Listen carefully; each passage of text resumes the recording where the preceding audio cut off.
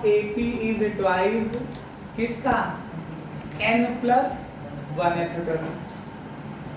मतलब किसी समांतर श्रेणी का m+1वां पद जो है n+1वें पद का 2 गुना है, ऐसा मैंने हिंदी में भी लिख दिया। आगे कह रहे हैं कि then prove that m+1th term is twice the m+n+1th term। तब सिद्ध कीजिए कि 3m+1वां पद जो है m+n+1वें पद का 2 गुना होगा। तो मैंने कहा था आप AP के लिए हम कुछ भी कैलकुलेट कर सकते हैं। कब? हम लोग AP के लिए कुछ भी कैलकुलेट कर सकते हैं, लेकिन कब? जब उसका फर्स्ट टर्म हो, पहला पद, कॉमन डिफरेंस D पता होना चाहिए ना। यहाँ कहीं फर्स्ट टर्म और कॉमन डिफरेंस लिखा है तो पहले लिख लेते हैं ना, first term is A and common difference is D। लिखो, लेट इसको हल करते हैं, सॉल्व करते हैं।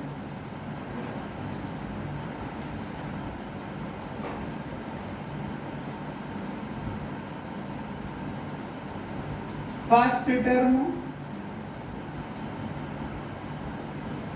पहला पद क्या है, A है, और कॉमन डिफरेंस सर्वांतर क्या है, D है। अब क्वेश्चन की पहली लाइन पढ़िए आप, क्या लिखा है, m+1th term is twice n+1th term. Question चला जाएगा, पूरा कराएंगे क्योंकि इनकी नहीं है, दिखेगा नहीं तो तुमको दिखेगा ना उसमें लिखना। तो क्या आएगा, अकॉर्डिंग टू क्वेश्चन, प्रश्नानुसार क्या है, बोलो, m+1th term is twice of n+1th term। Hindi में लिखना हो तो लिखिएगा m+1वां पद n+1वें पद का 2 गुना है। चलिए इसको बताइए, क्या लिखोगे, a प्लस m+1 -1, जैसे यहाँ 4 होता तो 4 - 1 इंटू D लिखते हो, यहाँ उसके स्थान में m+1 है तो m+1 -1 हो जाएगा, into D is equal to twice का मतलब 2 गुना किसका, n+1th टर्म का, a plus n+1 - 1 into D का। ब्रैकेट ओपन करिए, ये आएगा a plus md is equal to 2a होगा, ये 1 1 कैंसिल होगा, 2nd आ जाएगा। इसको ट्रांसफर कर लीजिए, a माइनस का 2a और ये 2nd इस तरफ है, md को इधर माइनस कर लीजिए तो आएगा -a ना, इधर यहाँ d कॉमन ले लो तो 2n माइनस का m आ जाएगा इंटू D के बराबर। तो कुल मिला के ये आ गया a और D का रिलेशन।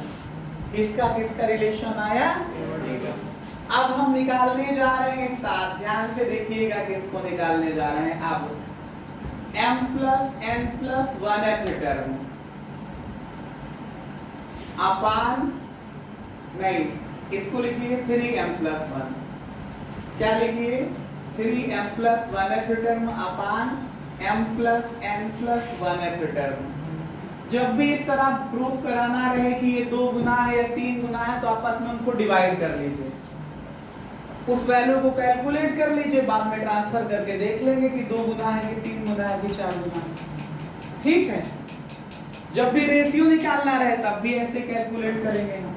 तो बताइए ये क्या आएगा, a plus 3m+1 - 1 into D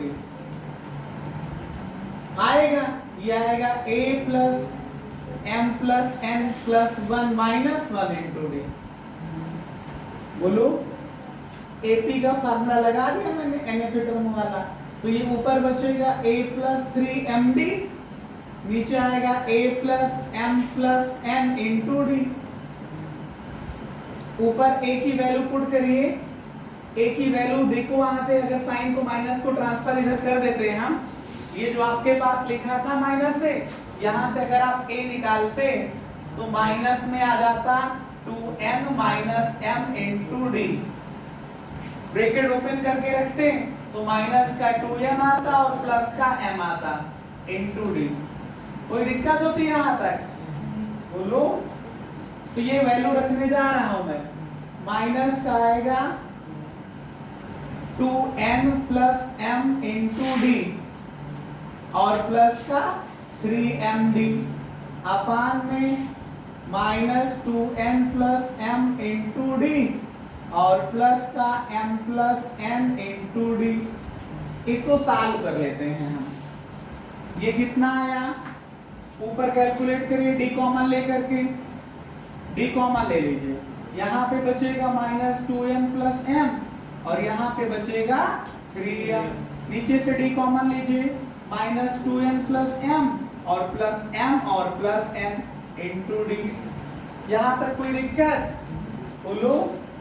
ऊपर देखो, इसको कैलकुलेट करो तो माइनस m आया, माइनस का 2n आया और प्लस का 4m आया और ये d से d कैंसिल हो जाएगा। नीचे इन दोनों को सॉल्व करो भाई तो माइनस m आएगा और mm ऐड करोगे तो 2m आएगा। ऊपर से 2 कॉमन ले लो, है कॉमन, तो माइनस n प्लस का 2m आएगा और यही तो नीचे लिखा है माइनस n प्लस का 2m, ये पूरा कैंसिल हो जाएगा। है तो ये कितना बचेगा? तो इसमें क्या निकाला था आपने? ये निकाला था 3m प्लस 1th टर्म अपान m plus n plus 1th term की वैल्यू 2 आ गई ना। क्रॉस मल्टीप्लाई करिए, लास्ट लाइन आप लोग लिखिएगा, आपके लिए छोड़ रहा हूं। क्रॉस मल्टीप्लाई करिए, मल्टीप्लिकेशन में चला जाएगा तो क्या आएगा? 3m plus 1th term equal to 2 into m plus n plus 1th term. हो तो गया कि 3m प्लस 1th टर्म जो है इस m plus n plus 1th term का ट्वाइस है, मतलब 2 गुना है, वही तो आ रहा है। ठीक है, इसको करिएगा कंप्लीट आप।